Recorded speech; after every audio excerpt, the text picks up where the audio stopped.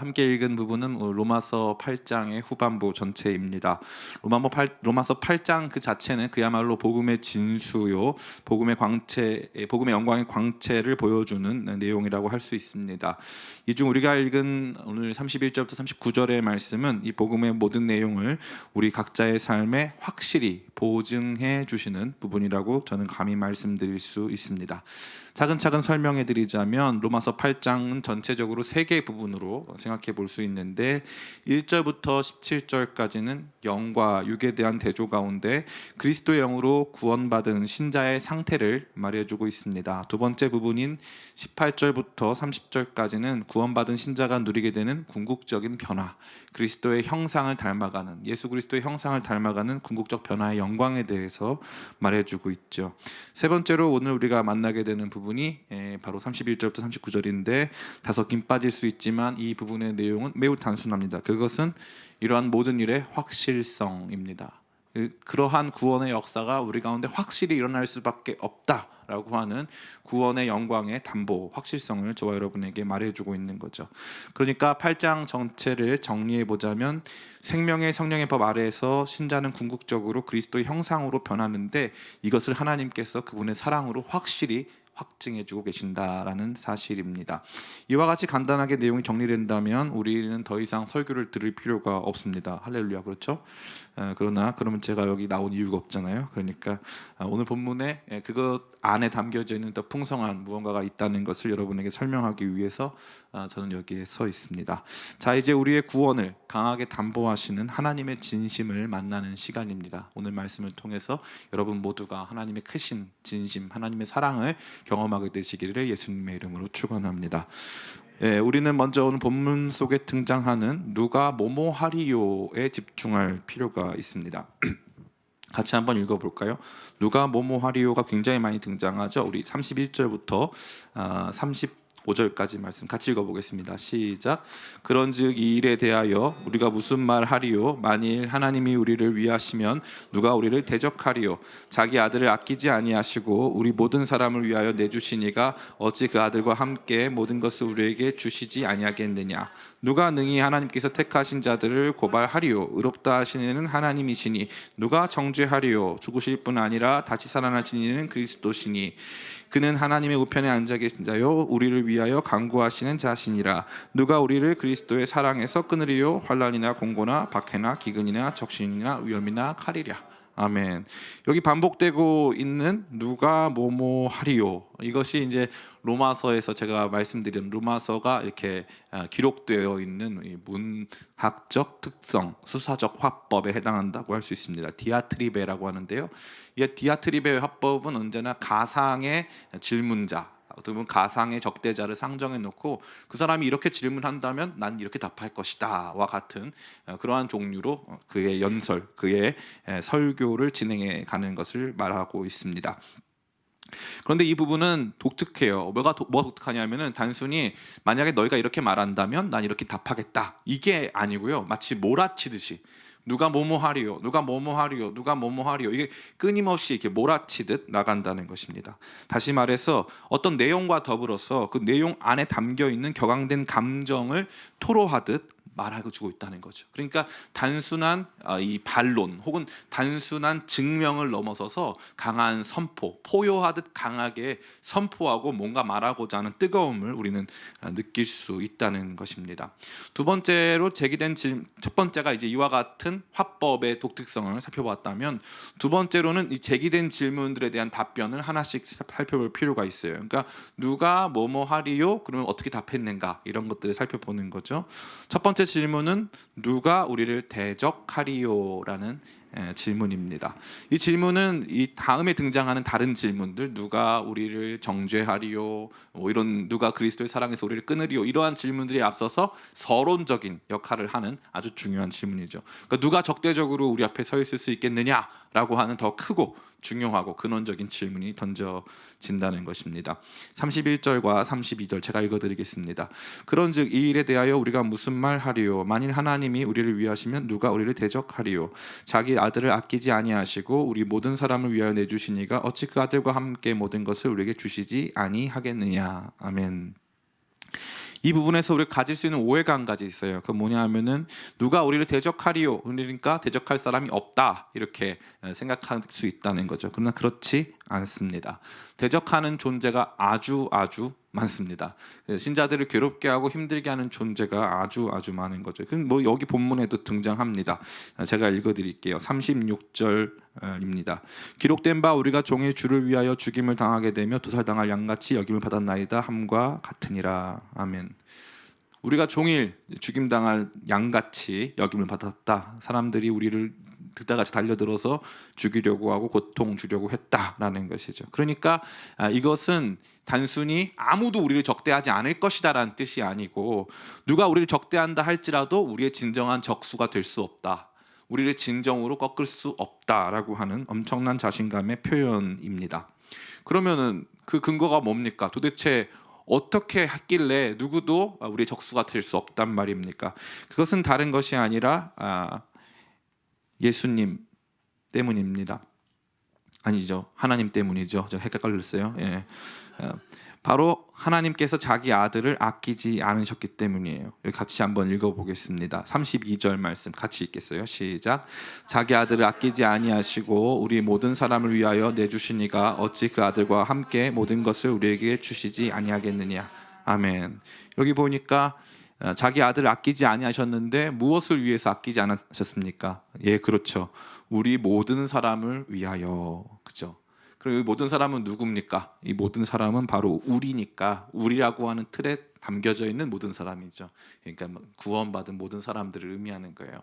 그러니까 우리를 위해서 자기 아들을 아끼지 아니하셨다. 그러니까 자기 아들을 주신 하나님이기 때문에 그 하나님이 우리와 함께 하신다면 누구도 우리의 진정한 적수가 될 수 없다라는 것입니다. 하나님 입장에서는 다시 말해 모든 것을 거신 거예요. 누구를 위해서? 우리 모든 사람을 위해서. 구원받은 그의 자녀들을 위해서 하나님은 다 거셨습니다. 그렇기 때문에 하나님과 누군가가 우리를 대적한다면 그는 하나님과 싸워야 합니다. 그 하나님은 모든 것을 다 거신 하나님. 그러니까 보통 하나님이 아니고 적당히 봐주시는 하나님이 아니고 모든 것을 다 걸어서 우리를 구원하신 그 하나님이 그들의 적대자가 되어야 되기 때문에 하나님의 진정한 적수는 존재할 수 없다는 것입니다. 다시 시도할까요? 방금 이렇게 저에게 말을 걸어오는 한 지체가 있었는데, 시리인가요? 시리. 언제 어디서든 말을, 이런 반응이라도 있는 게 참 감사한 것 같아요. 아멘도 없고 다들 딴 생각하고 하는데요. 시리라도 반응을 해주니까 감사합니다. 이 질문이 서론이에요. 누가 하나님 우리를 위하신다면 누가 우리의 적대자가 되겠느냐? 될 수가 없다. 그 어떠한 상황이나 환경이나 문제나 장애나 한계도 우리의 적수가 될 수는, 진정한 적수가 될 수는 없다. 왜냐하면 하나님은 그의 아들을 우리에게 주셨기 때문이다. 그것이 증거다. 그것이 확실한 담보물이다 라는 것이죠. 자, 이제부터 등장하는 질문과 대답들은 보다 구체적인 내용들을 다루고 있습니다. 33절부터 35절 말씀 같이 한번 읽어보겠습니다. 시작. 누가 능히 하나님께서 택하신 자들을 고발하리요? 의롭다 하신 이는 하나님이시니 누가 정죄하리요? 죽으실 뿐 아니라 다시 살아나신 이는 그리스도 예수시니 그는 하나님 우편에 계신 자요 우리를 위하여 간구하자시니라. 누가 우리를 그리스도의 사랑에서 끊으리요? 환난이나 공고나 박해나 기근이나 적신이나 위험이나 칼이랴. 아멘. 여기엔 세 가지 질문이 등장하죠. 누가 능히 하나님께서 택하신 자들을 고발하리요? 두 번째는 누가 정죄하리요? 세 번째는 누가 그리스도의 사랑에서 우리를 끊으리요? 이 세 가지가 등장하고 있습니다. 첫 번째, 누가 우리를 고발할 수 있는가에 대한 대답은 우리를 의롭다 하신 분이 하나님이시기 때문에 할 수가 없다라는 것이죠. 그러니까 하나님이 궁극적 심판자가 되시는데 그 하나님이 우리를 의롭다고 이미 선언하셨다는 것입니다.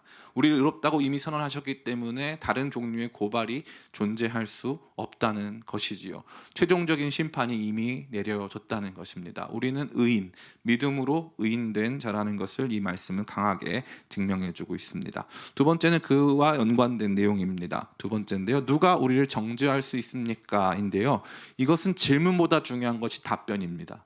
질문보다 중요한 것이 답변이에요. 다시 말해서 하나님께서 이미 우리를 의롭다 하셨기 때문에 고발할 여지가 성립되지 않는다. 그러면 이제 누군가가 저 사람이 죄를 짓고 있지 않습니까? 라고 이렇게 정죄할 수 있다는 거죠. 정죄할 수 있다. 그것은 죄다. 저 사람 지금 죄를 짓고 있다라고 이제 사탄이 정죄할 수 있다는 거죠. 흥미롭게도 이 사탄이 무슨 뜻인지 아세요? 사탄 아니고 사탄. 사탄이 감사합니다. 사탄이 뜻이 바로 뭐냐, 고소자란 뜻이에요. 고소자, 참소자란 뜻입니다. 그러니까 사탄이 어디 등장합니까? 욥기에 보면은 이 하나님께서 욥을 자랑하시죠. 욥을 보았느냐 자랑하시니까 누가 와서 고소하죠? 사탄이 하나님의 법정에서 고소를 합니다. 저가 하나님 앞에서 온전하게 사는 것은 하나님께서 그에게 모든 것을 다 공급해 주셨기 때문에 하나님 섬기며 사는 것입니다. 만약에 그에게 그것을 뺏어 가신다면 그는 하나님 저주할 겁니다. 이렇게 이제 고소하고 참소하는 거죠. 그러니까 원수가 우리를 그러한 모습으로 정죄하고 참소할 수 있다는 것입니다. 그에 대한 대답이 중요한데 그것은 무엇입니까? 여기 보니까 34절입니다. 누가 정죄하리요? 죽으실 뿐 아니라 다시 살아나신 이는 그리스도 예수시니 그는 하나님 우편에 계신 자요 우리를 위하여 간구하시는 자시니라. 아멘. 정죄를 누가 할 수 있느냐라고 말한 다음에 정죄 못한다 이게 아니고 예수님이 이미 죽으셨고 살아나셨다 그렇게 말하는 거예요. 이거 무슨 뜻이냐면 예수님이 우리가 저지른 죄악으로 말미암아 이미 죽으셨다는 거죠. 그 정죄에 부합하는 벌을 받으셨다 이거예요. 정죄에 부합하는 죄의 싹은 사망이니까 그 사망을 예수님이 짊어지셨다는 거죠. 그러니까 정죄가 성립될 수 없다는 거예요. 하나님은 의롭다 하셨다. 하나님 의롭다 우리 선언하셨고요. 의롭다 하신 우리가 죄가 있는 모습 자체가 모순 아니냐, 죄가 없어야 되지 않느냐, 너 죄가 왜 있냐라고 했는데 그 죄책까지 예수님께서 짊어지셨기 때문에, 그리고 그 예수님이 여전히 하나님 보좌 우편에서 우리를 위해서 간구하시기 때문에 그분이 우리의 중보자가 되셔서 그분이 우리의 죄의 속량자가 되셔서 우리로 하여금 이 정죄의 덫에 빠지지 않도록 하고 계신다는 확증을 주고 있는 것입니다. 마지막 세 번째가 질문이 아주 날카로운데요. 누가 우리를 그리스도의 사랑에서 끊을 수 있느냐라고 묻습니다. 앞서 말씀드린 바와 같이 이 질문이 가장 날카로운 질문이에요. 그러니까 왜냐하면은 우리의 모든 구원의 확실성이 하나님께 달려 있거든요. 그런데 이 하나님의 사랑이 우리 가운데 멈춰지고 하나님께서 그분의 뜻을 번복하거나 그분이 우리를 향해서 이 부어주시고 있는 은혜를 거두신다면 우리는 우리 안에 죄가 그대로 드러나고 우리가 마땅히 받아야 할 죄책을 받아야 되기 때문에 하나님의 사랑이 멈추는 순간 이 모든 것이 끝나는 거죠. 그러니까 이거를 누가 끊을 수 있느냐라는 질문이 찾아오는 것입니다. 그러니까 우리 자신에게는 구원의 확실성이 없기 때문에 우리에게 요청되는 것은 절대적인 하나님의 사랑과 호의입니다. 만약에 누군가 이러한 하나님의 은혜를 우리에게서 끊어지게 한다면 우리의 구원은 그 확실성을 담보할 수 없게 되는 거죠. 이에 대한 대답이 바로 37절에 나와 있습니다. 같이 한번 읽어보겠습니다. 37절 시작. 그러나 이 모든 일에 우리를 사랑하시는 이로 말미암아 우리가 넉넉히 이기느니라. 아멘. 두 가지를 주목해야 되는데 첫 번째, 우리를 사랑하시는 이를 말미암아, 사랑하시는 이로 말미암아 이렇게 되어 있어요. 그러니까 그냥 하나님으로 말미암아가 아니에요. 우리를 사랑하시는 이로 말미암아. 놀랍죠. 우리를 어떻게 그리스도의 사랑에서 끊을 수 있느냐, 누가 끊을 수 있겠느냐라고 물어봤거든요. 그럴 가능성이 존재하느냐? 못한다 이거예요. 왜요? 우리를 사랑하시는 분의 어떠하심 때문에 그런 거예요. 내가 잘났거나 내가 그분이 나를 사랑하실 만한 충분한 조건이 있는 일들을 잘 행해서가 아니라 그분의 사랑이 너무나도 크기 때문에, 그분이 우리를 사랑하시는 분이시기 때문에, 우리를 사랑하시는 그분이 영원 불변하신 분이시기 때문에 그분의 사랑 때문에 우리가 이 모든 상황들을 다 이길 수 있다라는 거죠. 여기 등장하는 넉넉히 이긴다라는 단어는 이 헬라어로 휘페르니카오라는 단어예요. 여러분 뭐 신발 중에 제가 이거 뭐 PPL 하거나 뭐 뒷거래인가? 뒷광고 받지 않았어요. 휘페르니카오라고 하는데 이거 이제 우리가 장르로 신는 신발 있잖아요. 나이키. 그래서 원래 니케지 않습니까? 니케. 이게 승리란 뜻이거든요. 그 휘페르니카오는 압도적으로 승리하다. 꽉 눌러서 승리하다. 그래서 정복하다는 뜻이에요. conquer. 정복하다는 뜻이에요. 그러니까 우리가 이 모든 상황, 우리를 힘들게 하고 아프게 하고 우리를 하나님의 사랑 밖으로 떨쳐내려고만 하는 그 모든 것들을 압도적으로 이길 수 있는 것은 우리에게 있는 것이 아니고 우리를 사랑하시는 분에게 존재한다. 그분 때문에 우리가 이길 수 있다. 그분을 통하여서 우리가 하나님의 사랑을 확신할 수 있고 그 사랑이 끊어지지 않음을 우리 안에서 느낄 수 있다라는 것이죠. 그러니까 정리해보자면 이 모든 내용은 바로 신자가 얻게 되는 구원의 내용이 얼마큼 확실한 것인지, 얼마큼 견고한 것인지를 보여주는 내용이고, 이러한 내용 모두가 큰 포효와 같은 웅변적인 모습으로 증언되고 선포되고 있다는 것입니다. 그리고 그 내용의 중심에는 바로 우리를 사랑하시는 하나님 때문에라고 하는 이 단어가 존재하는 거죠. 이것은 우리가 받은 모든 구원의 확실성을 담보하고 있습니다. 하나님이 우리 사랑하신다 이거죠. 간단하게 말해서. 특별히 이 모든 일의 결론은 38절과 39절입니다. 제가 읽어드릴게요. 내가 확신하노니 사망이나 생명이나 천사들이나 권세자들이나 현재일이나 장래일이나 능력이나 높음이나 깊음이나 다른 어떤 피조물이라도 우리를 우리 주 그리스도 예수 안에 있는 하나님의 사랑에서 끊을 수 없으리라. 아멘. 여기 독특한 부분이 하나 있는데 내가 확신하노니라고 되어 있죠. 여기 확신하다라고 하는 단어는 없습니다. 여기에 이 확신하노니라고 쓰인 단어는 헬라어로 페이토라는 단어인데, 이 페이토는 확신하다는 뜻이 아니고 설득하다라는 뜻이에요. 설득하다. 내가 설득하다가 아니겠죠. 그럼 어떻게 될까요? 수동태. 내가 설득당했다라는 뜻이에요. 내가 설득당했다. 다시 읽어보면 너무 흥미로워요. 내가 설득당했노니 사망이나 생명이나 천사들이나 권세자들이나 현재일이나 장래일이나 능력이나 높음이나 깊음이나 단 어떤 피조물이라도 우리 주 그리스도 예수 안에 있는 하나님의 사랑에서 끊을 수 없으리라. 여기서 큰 충격을 받는 거죠. 그러니까 이 37절까지의 내용이 우리를 설득하고 있는 거예요. 너 구원받을 만한 자격이 없잖아. 아니, 하나님이 나 의롭다고 칭해줬는데 너 지금도 죄를 짓고 있는데, 맞아, 나 지금 옛사람에게 아직도 우리 가운데 있는 옛사람으로 말미암아 죄를 짓고 있지만 예수님이 이 죄를 위해서 죽으시고 부활하셨어. 그분이 지금 나를 위해서 간구하고 계셔. 나는 그분의 사랑 안에 있어. 어떻게 담보할 수 있는데? 하나님이 나 사랑하셔. 나에게는 그 능력이 없지만 나를 사랑하시는 하나님에게는 능력이 있어. 근데 이거에 사도 바울이 어떻게 됐다? 설득당했다. 압도됐다 이거죠. 그래서 그것으로 말미암아 모든 상황을 극복하고 이겨내고 받아들일 수 있는 자기 자신을 확인한 것입니다. 그러니까 사도 바울은 하나님의 사랑에 완전히 설득당한 거예요. 그 사랑으로 담보하시는 구원의 확실성을 삶 전체로 받아들일 수밖에 없는 거예요. 하나님이 나를 사랑하신다라고 하는 그 메시지가 우리 가운데 있는 구원의 확실성을 담보하게 설득해낸 것입니다.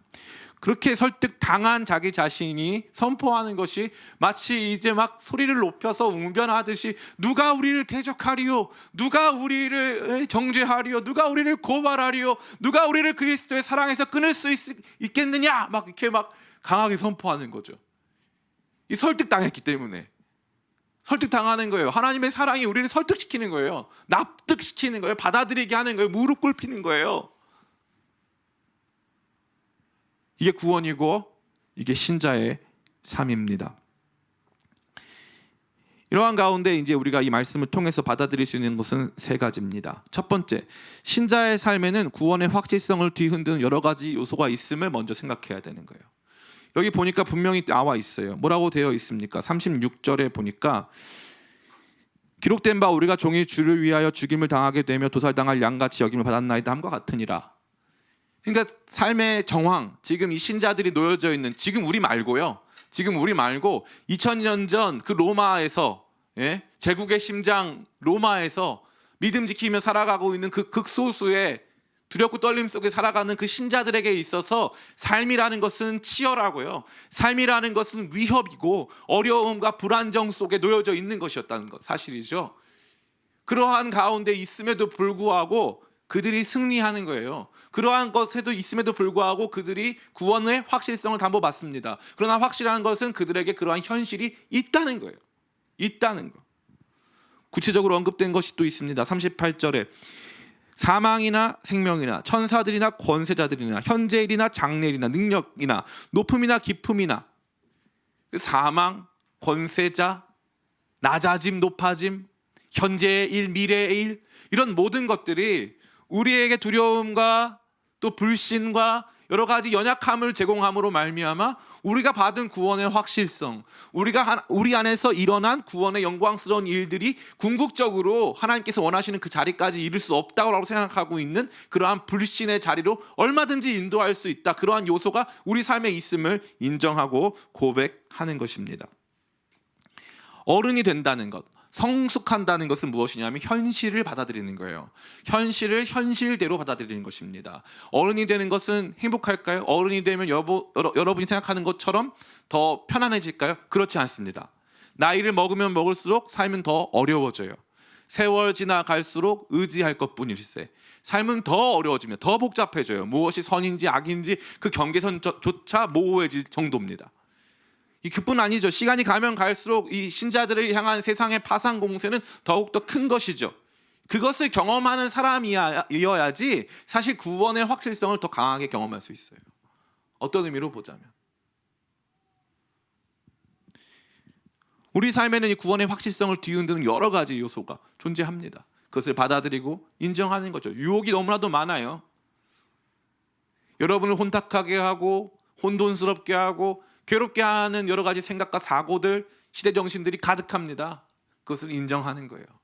받아들이는 거예요. 뒤로 숨지 마세요. 그런 것 없으니까 그냥 현실에서 도피해가지고 자꾸 신앙을 현실 도피체로 삼지 마세요. 신앙은 여러분으로 하여금 세상을 직면하게 합니다.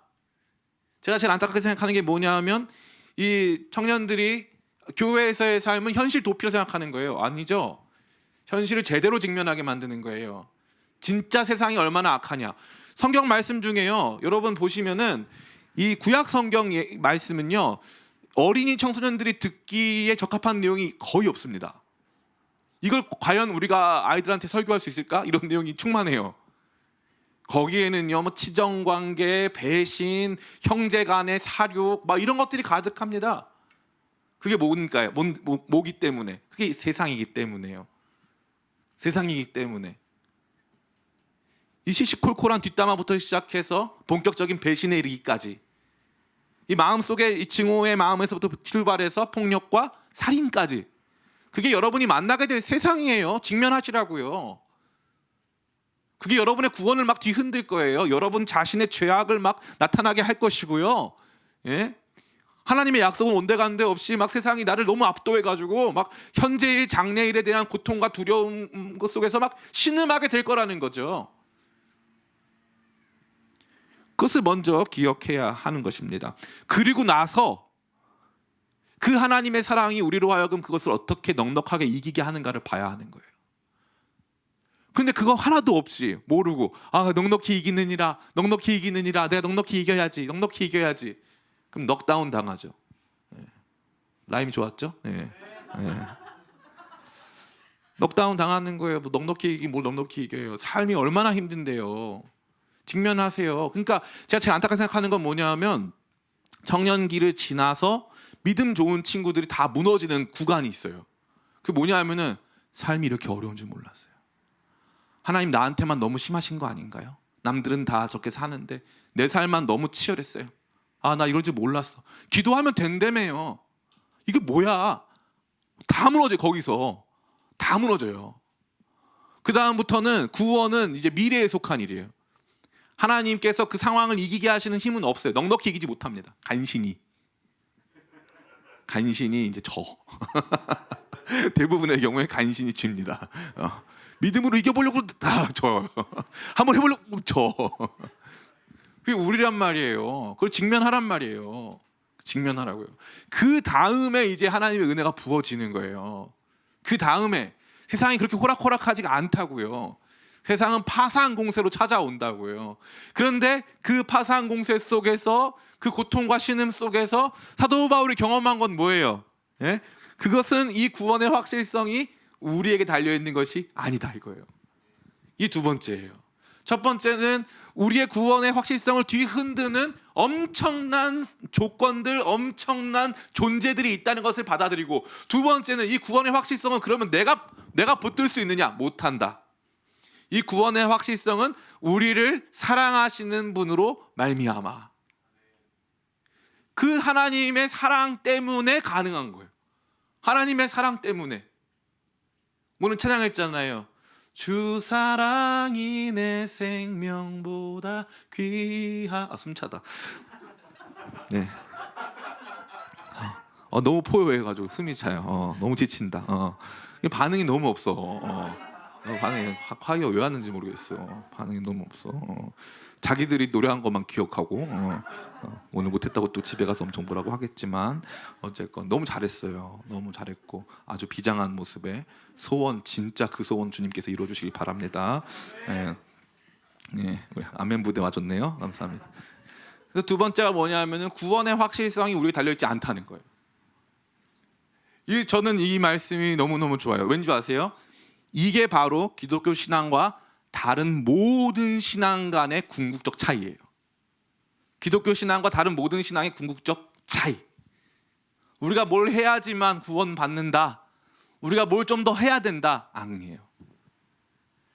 신앙 성숙에 있어서는 구원받은 우리가 그 구원을 더 확실히 누리기 위해서는 성화에 동참하는 방편으로서의 복된 순종이 필요한 거죠. 그러나 구원 그 자체, 우리 안에 착한 일을 시작하신 그분께서 그리스도 예수의 날에 그 모든 것을 이루시는 그 일 자체에는 하나님의 절대적인 주권으로 그것들이 이루어지는 것이죠. 그러니까 하나님이 이 일의 주체세요. 하나님이 이것을 결정하셨고 하나님께서 누구도 여러분을 고발하지 못하게 하셨고 누구도 여러분을 정죄하지 못하도록 여러분의 모든 죄값을 예수 그리스도께서 대신 담당하신 거예요. 죽으시고 살아나시는 그리스도 예수시라고 분명히 선언되어 있는 거죠. 여러분이 지금 저지르고 있는 죄악, 앞으로 저지르고 있는 죄악에 대한 모든 죄책을 예수님께서 십자가에서 담당하셨다는 거예요. 말도 안 되는 일이 벌어진 거죠. 그건 나에게 속한 것이 아니에요. 그건 하나님께 속해 있는 것이죠. 그러니까 삶의 주도권의 변화가 일어난 거예요. 내가 주인이 아니라는 거예요. 내가 내 삶의 주체가 되고 주인이 되어서 내 삶을 책임지는 존재가 아니라는 거죠. 하나님께서 내 삶의 주인이 되시는 거예요. 하나님께서 내 삶의 주체가 되시는 거예요. 그래서 이 모든 과정을 이끌어 가시는 거예요.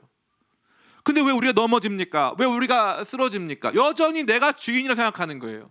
이 구원도 내가 성취해야 되고 내 삶도 내가 개선해야 되고 삶의 의미도 내가 발견해야 된다는 나 중심의 사고가 나 중심의 신앙이 궁극적으로 하나님이 우리를 이끌어 가시는 그 과정을 보지 못하게 만들고 우리 인생의 주인공 되시는 하나님이 우리와 함께 하시면서 우리를 통해서 이루어 가시고자 하는 그 크고 위대한 일들을 보지 못하게 만든다는 거예요. 하나님이 우리 삶의 주인공이세요. 하나님이 하실 거예요.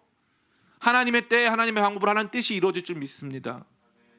저는 우리 기쁨의 교회 청년 성도들이 이것을 발견하게 되길 간절히 바라요. 지금 여러분이 살아가고 있는 이 시대는요, 코로나19 이 팬데믹의 시대는요, 정말 전무후무한 시대입니다. 전무후무한 시대.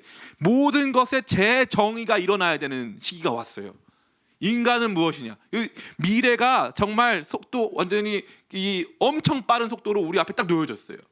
경제적인 문제에서부터 출발해서 사회적이고 문화적인 모든 영역에 있어서 미래는 눈앞으로 다가왔습니다.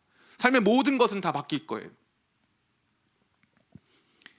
이때 우리가 겪게 되는 혼란은 뭡니까? 나 뭐 해야 되지? 이거죠. 나 이거 준비가 안 돼 있는데 나 뭐 할 수 있지? 근데 그것은 이 말씀을 제대로 읽지 않은 거예요. 38절 39절 내가 확신하노니 사망이나 생명이나 천사들이나 권세자들이나 현재일이나 장래일이나 능력이나 높음이나 깊음이나 다른 어떤 피조물이라도 우리 주 그리스도 예수 안에 있는 하나님의 사랑에서 끊을 수 없으리라. 신자는 이걸 믿는 거예요. 세상 다 뒤바뀌고 이 엄청난 일이 벌어진다 하여도 나의 삶은 나에게 있는 것이 아니고 하나님께 있다 이거예요. 제가 조심스럽게 말씀드리지만 여러분들 중에 상당수는 최소 120살까지 삽니다. 최소.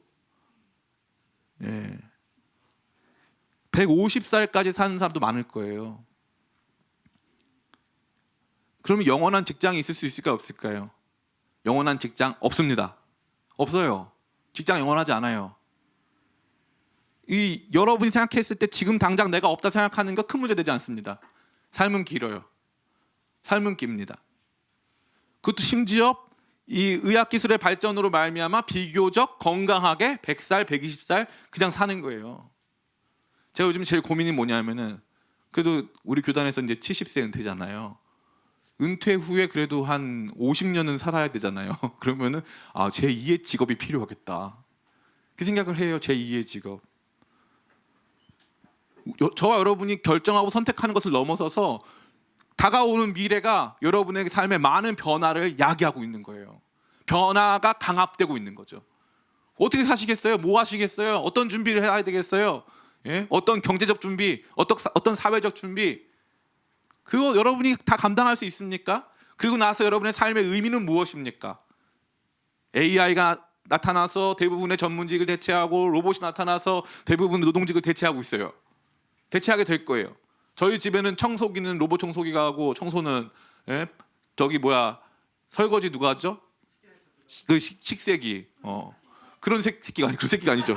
식세기가 왔어요. 예. 그냥 식세기를 말한 거예요. 예. 식세기가 왔어요.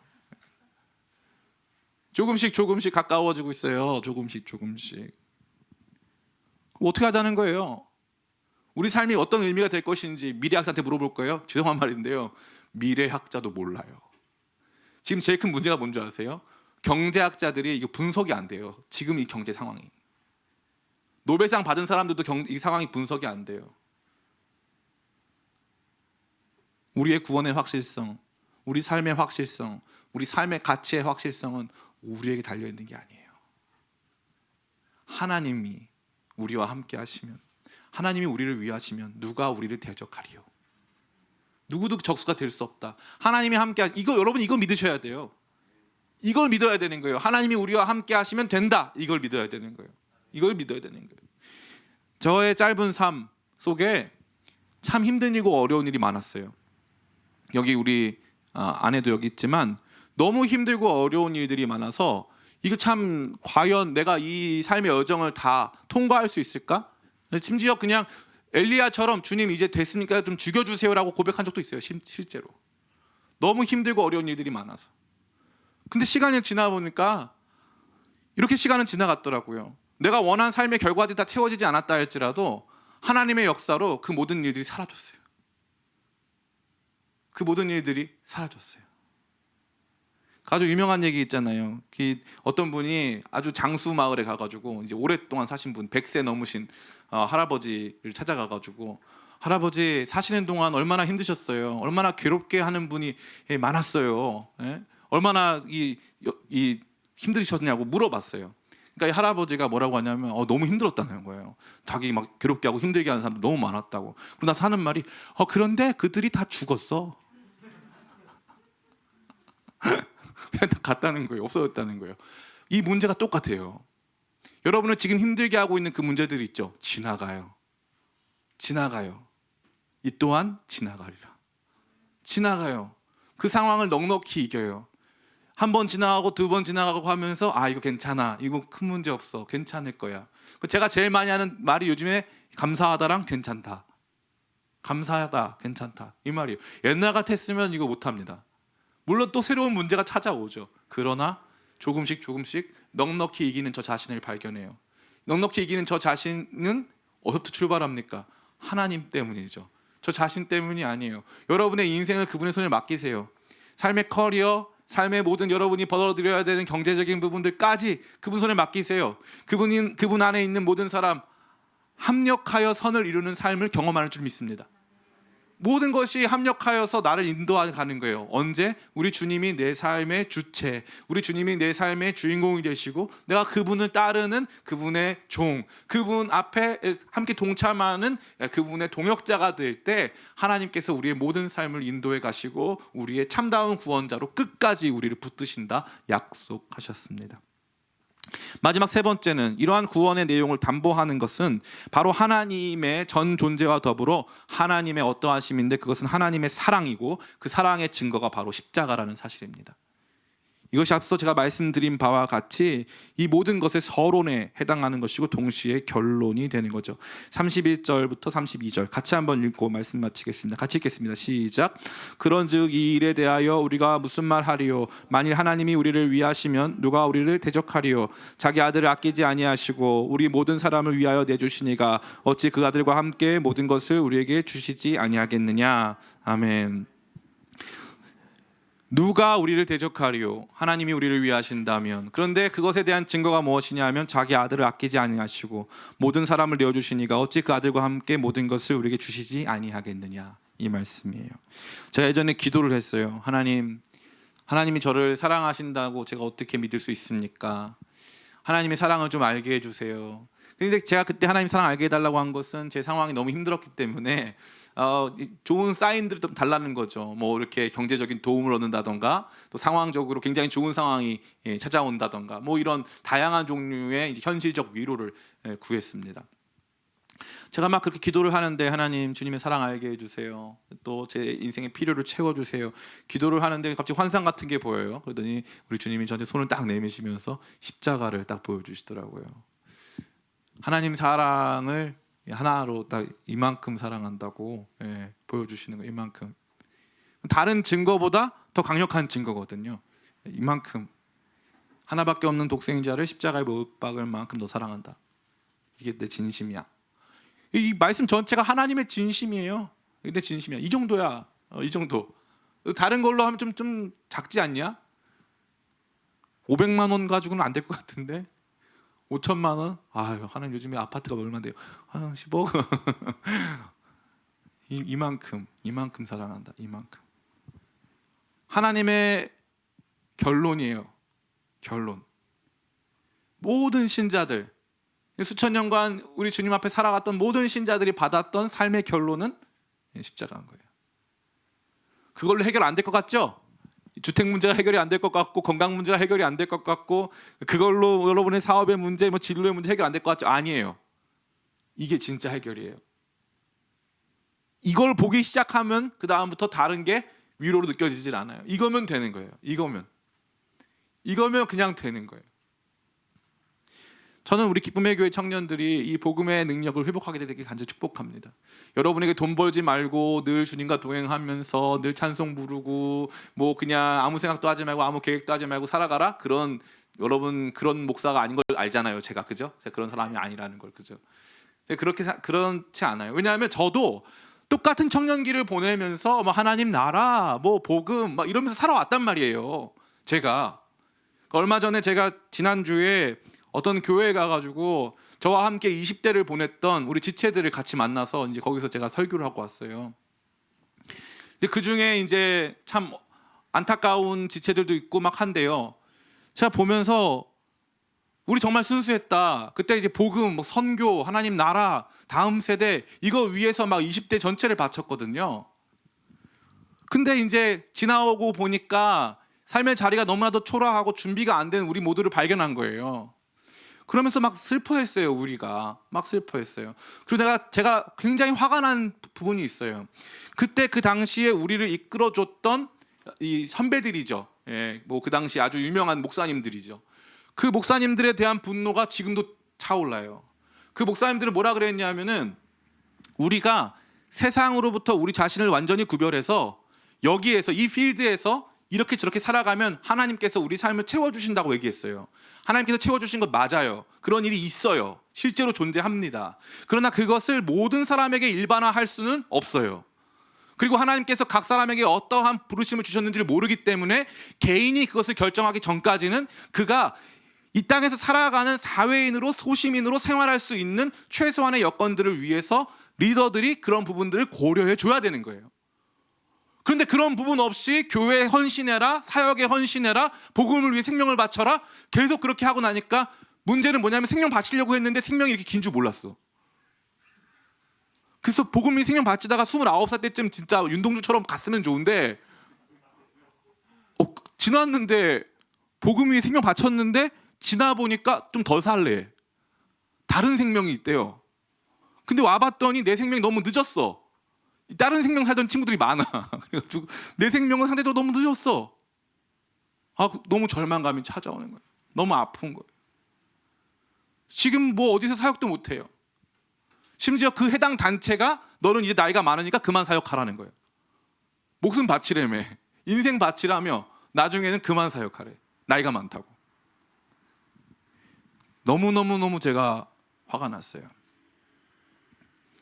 그것은 무엇입니까? 우리가 사역의 주체고, 우리가 삶의 주체여서 내가 내 삶을 제대로 헌신만 하면 하나님 다 채워주신다. 이게 무모한 것이고 뿐만 아니라 하나님께서 우리 가운데 원하시는 것도 아니에요. 하나님이 저와 여러분을 보내시는 자리는 어디냐? 따라해볼까요? 삶의 현장.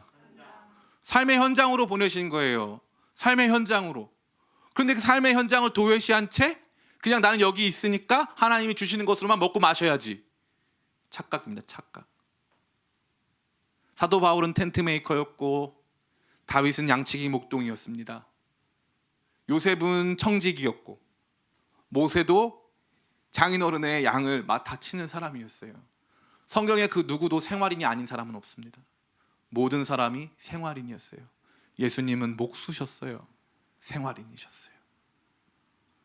우리가 이 복음을 전혀 잘못 알고 있어요. 전혀 잘못. 동떨어진 복음. 그래놓고서 그거 없으니까 막 왜 난 채워줘, 나 왜 열심히 살았는데 헌신 봉사했는데 나는 왜 이렇게 됩니까? 그 뒤에는 얄팍한 우리의 계산이 담겨 있는 거죠. 내가 사는 것보다 하나님이 날 위해 살아주시면 내가 좀 더 잘 살 수 있을 것이다. 뭐 이런 방식으로 멋져 보이고 근사해 보이고. 옛날에는 신학교 경쟁률이 셌어요. 신대원 가려면은 막 어떤 분은 제가 나오는 신학교 가려면 구수 9번 떨어진 거예요. 9번. 7수, 6수, 3수는 기본이다. 이런 표현이 있었어요. 요즘엔 그런 거 전혀 없습니다. 미달. 미달이에요. 미달. 왜요? 멋대가리 없거든요. 하나님이 삶을 다 돌봐주신다? 안 돌봐주시는 것 같거든요. 제가 이런 얘기를 왜 합니까? 앞서 설명드린 이 모든 내용과 깊이 결부되어 있어요. 하나님께서는 우리 신자들에게 일상적인 소시민의 생활인의 삶을 허락하셨어요. 이 생활인의 삶의 자리에서 살아가다 보면 우리의 구원을 뒤흔드는 여러 가지 일들이 존재합니다. 그러면 그러한 상황 속에서 현실을 부딪혀 나가면서 우리가 발견할 수 있는 소망이 무엇이냐? 상황이 개선되어지고 문제가 해결되어지고 공급이 이루어지는 것, 그거 기본입니다. 하나님 그거 주세요. 하나님 그거 안 주시는, 제가 여러분에게 말씀드리는 건 하나님이 그걸 안 주시는 분이란 뜻이 아니에요. 그러나 거기가 끝이 아니다. 그거는 뒤에 감춰져 있는 게 있어요. 그게 뭐냐면은 바로 하나님의 뜨거운 진심, 하나님의 사랑이에요. 예레미야가 3장 33절, 주께서 인생으로 고생하게 하시고 근심하게 하는 것이 하나님의 본심이 아니로다. 하나님의 본심이 아니에요. 하나님께서 우리의 삶을 다루어 가시는 모든 과정은 사랑입니다. 그것을 삶의 현장에서 느끼고 체험하면서 그 사랑이 주는 엄청난 감동 속에 기뻐하며 감사하며 하루하루를 살아가는 거예요. 어떤 목사님이 한 집사님하고 대화를 나눴어요. 집사님 어느 직장에 있을 때 어떠셨어요? 그랬더니 그때 진짜 너무 힘들었어요. 너무 괴로웠어요. 그거 어떻게 했어요? 그때 그렇게 힘들었는데 그때 말도 못했어요. 막 사람들이 위에 상사가 괴롭히고 막 동료들이 괴롭히고 막 후배들이 괴롭히고 어떻게 될지는 모르고 정말 난 목숨을 끊고 싶었어요. 막 이렇게 고백하는 거예요. 이렇게 목사님이 그 시간을 어떻게 견뎠어요? 근데 교회만 오면 하나님의 은혜를 그렇게 부어주시는 거예요. 그래서 그것 때문에 살았어요. 이러는 거예요. 그때 설교자가 자기였다고. 그 목사님 자랑하더라고요. 얄밉게. 그때 설교만 들으면 그냥 눈물이 폭포수처럼 흘러가지고 살았다는 거예요. 여러분 놀라지 마세요. 이게 삶입니다. 삶의 모든 정황을 뛰어넘어 하나님의 사랑이면 되는 거예요. 하나님의 사랑이면 뚫어내는 거예요. 하나님의 사랑이면 이겨내는 거예요. 그게 삶의 현실을 뛰어넘는 가장 중요한 은혜예요. 가장 중요한 은혜. 저희 집은 굉장히 가난했어요. 저희 집에 이제 4명이 있었는데 큰 누나는 88년도에 죽고 우리 집은 진짜 가난해서 영구임대 아파트에 살았어요. 저처럼 가난한 사람 본 적이 없어요. 어렸을 때 이제 저희가 살던 집이 여기 근처에 여기 있는데 가운데 화장실이 하나 있고 한 5집이 같이 모여 살아요. 화장실이 하나인 거예요. 하나. 거기에 다 같이 모여 사는데 화장실은 제가 중학교 들어갈 때까지 이제 수세식 화장실은 써본 적이 없어요. 저희 집은 언제나 그런 재래식 화장실이었어요. 그 너무 이제 가난했죠. 우리 누나는 막 죽고 우리 둘째 누나가 있는데 둘째 누나는 계단에서 굴러가지고 막 학교 늦게 들어가고 막 진짜 뭐 옛날 드라마에서나 보는 가장 비참한 집의 원형이었어요. 아버지도 일찍 돌아가시고 어머니 혼자 일하러 가시는데 아침에 눈 떠보면요 머리맡에 300원이 놓여져 있어요. 저 혼자 일어나거든요. 형 누나는 같이 잘 수가 없으니까 교회 가서 자고 저 혼자 엄마랑 같이 있는데 눈 떠보면 7살짜리가 유치원을 못 다니는 거예요. 유치원은 다 다녔는데 유치원 영재였는데 유치원비가 없어가지고 그 원장님도 지금 보면 참 되게 지혜로운 분이에요. 뭐라 그러냐면은 우리 집이 너무 가난한 걸 아니까 얘는 유치원 안 다녀도 똑똑하다고 얘기해 줬어요. 제가 지금 뭔가 약간 한계가 있는 건 그때 유치원을 마치지 못한 거 그런 한계점. 그래서 유치원 교육을 충분히 받지 못한 점이 저한테 어떤 좀 연약함으로 작용하고 있어요. 그래서 학교를 안 가니까 아침에 눈 떠보면 엄마가 이제 하루를 7살짜리 보고 하루를 살라고 밥을 준 것도 아니고 아무것도 아침에 300원이 머리맡에 있는 거예요. 그럼 300원을 들고 동네를 배회해요. 그 동네가 남영동 삼각지구로인데 배회하는 거예요. 할 게 없으니까 그렇게 살았단 말이에요. 그럼 제가 우리 어머니한테 물어봐요. 그렇게 어렵고 힘든 상황에서 어머니는 어떻게 살았냐고. 그러니까 아니 도저히 살 길이 막막한데 하나님이 그렇게 나를 사랑하신다니까 살았다는 거예요. 여러분 이해가 안 되죠? 저도 잘 이해가 안 돼요. 빚쟁이들은 찾아와서 우리 애를 때려. 예? 우리 큰 누나 우리 형은 빚쟁이들한테 매를 맞았단 말이에요. 니네 엄마 어딨냐고. 여기 살다가 갑자기 짐을 싸가지고 저 경기도 산흥으로 도망을 가요. 생전 와보지도 않은 곳에서 1년을 살아요. 우리 형은 학교가 여긴데 거기까지 왔다 갔다 하는 거예요. 그리고 학교도 못 다니고.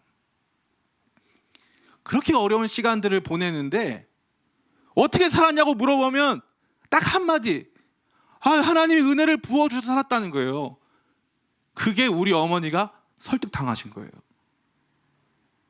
내가 확신하노니 내가 설득당했노니 그 시간을 견딜 수가 없을 것만 같았는데 하나님이 나를 사랑한다라고 하는 그 하나가 자기를 완전히 설득해서 내 삶에 그래도 의미가 있겠지. 그래도 하나님께서 나를 향한 그분의 사랑을 멈추지 않으시니 내 삶에 다른 결과가 있겠지라고 믿고 살아오신 거예요. 사랑하는 청년 성도 여러분, 삶을 너무 다 안다고 착각하지 마세요. 여러분이 그 시험 통과해야, 여러분이 그 직장 들어가야, 여러분이 이렇게 저렇게 살면은 뭐 아파트가 생기고 나면 인생에 아무 문제가 없다. 착각 중에 착각입니다. 착각 중에 착각이에요. 돈이 많아지면 우리 형제들 바람 필 수도 있고 뭐 건강하면 또 그럴 수도 있고 자매들도 잘못된 길로 갈 수 있고 주님 부인할 수도 있어요. 돈 너무 잘 벌면. 한 개그우먼인 그 자매님이 원래는 신앙생활 열심히 했는데 사업을 너무 잘하는 거예요. 남편도 개그맨인데 사업을 너무 잘해. 그러고 나니까 자기 사업에 여러 가지 문제가 생기잖아요. 돈을 많이 벌어야 되니까. 그러니까 집에 가니까 십자가도 있고 불상도 있는 거예요. 여러분이 그런 사람 될 수 있어요. 얼마든지 될 수 있습니다. 삶을 다 안다고 착각하지 마세요. 우리는 이 삶을 모릅니다.